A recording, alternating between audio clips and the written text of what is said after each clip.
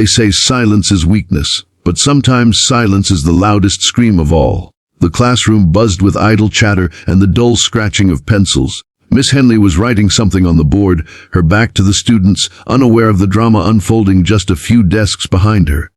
Ava sat in the second row, head down, glasses slipping down her nose and her notebook filled with precise, neat handwriting. She was the kind of girl no one really noticed. She didn't speak unless asked. She didn't laugh out loud. She was just there, like the wind, felt but never seen. Behind her, the self-appointed kings and queens of the classroom sat slouched in their chairs. Lucas, the ringleader, twirled a blue fountain pen between his fingers, his smirk getting wider as he whispered to his friends, "Watch this." Before anyone could stop him, not that anyone wanted to, Lucas leaned forward and with a flick of his hand, the entire contents of the ink pen were squeezed out onto Ava's head, blue, everywhere. Gasps rippled across the room. A few students snorted with laughter. Others widened their eyes in horror. Ava didn't move. Miss Henley still had her back turned. A slow drip of ink slid from Ava's forehead, down the side of her cheek, and landed silently on her open notebook. The perfect symmetry of her page now stained. Lucas chuckled. "Oops, looks like you got some color in your life." Ava's hand moved slowly. She reached up, ran her fingers through the dripping ink, looked at the blue streaks on her palm, and then, to everyone's shock, rubbed the ink deeper into her scalp. She didn't cry. She didn't flinch. She just whispered something so softly, only Lucas and the people around her could hear. "Now watch." The room stilled. Ava closed her notebook, picked it up, walked out of the classroom. By lunchtime, the entire school was buzzing. Some laughed about it. Others, who had always felt like shadows themselves, felt something shift inside them. They'd seen something in Ava's eyes when she whispered those two words, power. Not rage, not revenge, just power. She didn't come to school the next day, nor the day after. Rumors flew. Some said she transferred, some claimed she'd had a breakdown. But on the fifth day, she returned. This time without her glasses, hair tied neatly back, ink stains gone. Her eyes, clear and unwavering. But it wasn't the appearance that shocked everyone. It was what she brought with her. Ava walked into school carrying a single USB drive and a folder. By the end of the week, her name was on every screen in the school. She'd created a short film, a documentary, titled Invisible Doesn't Mean Powerless. She used footage, art, voiceovers, and animations, every second carefully crafted. Her voice narrated the silent suffering of kids like her. The bullying, the humiliation, the nights of staring at the ceiling, wondering why no one saw them. She exposed the cruelty not just through stories, but by naming names, Lucas, his friends, even some teachers who had turned a blind eye. And then, she did the unthinkable. She released a school-wide petition for the creation of a Safe Voices Council, where victims could report bullying anonymously, where students, not just faculty, would have power to protect each other. A vote was called. The entire school had to choose.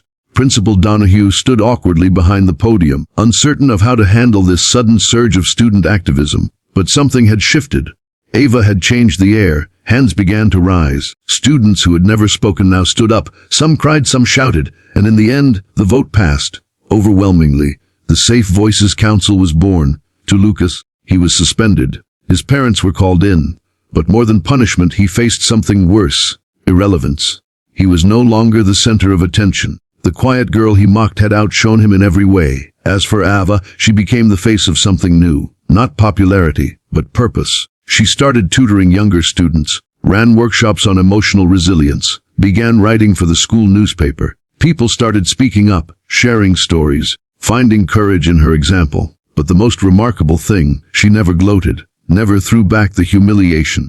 When asked by a reporter from the local news station, who picked up the story and aired it under the headline, "The Quiet Revolution in Our Classrooms," what had inspired her to act, she smiled softly and said, "They poured ink on me, hoping I'd drown in it, but I used it as ink for my story."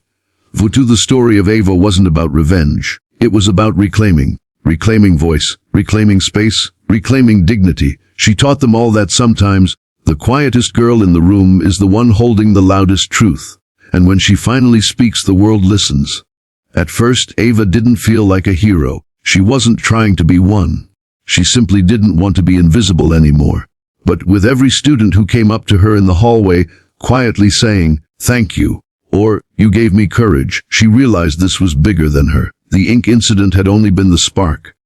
What followed was a fire of truth. Still, not everything came easy. For one, not everyone supported the change. Some teachers didn't like the power shift. "She's encouraging rebellion," Kramer muttered during a staff meeting. "We're losing control." But others saw the heart behind it. "She's not rebelling," Miss Henley said firmly. "She's healing." Miss Henley had been wrestling with guilt ever since that day.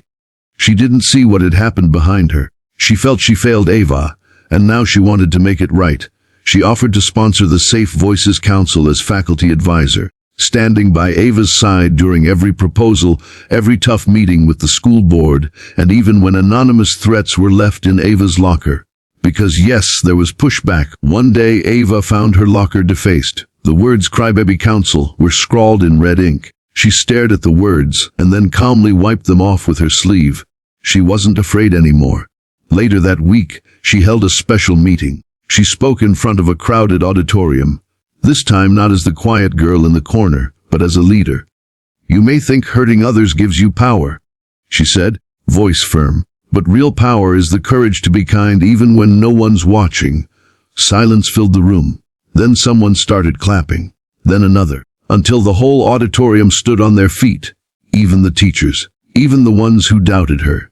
To the challenges she faced, Ava's journey wasn't smooth. Behind the scenes, she still had panic attacks some nights. She still replayed that moment when the ink ran down her face.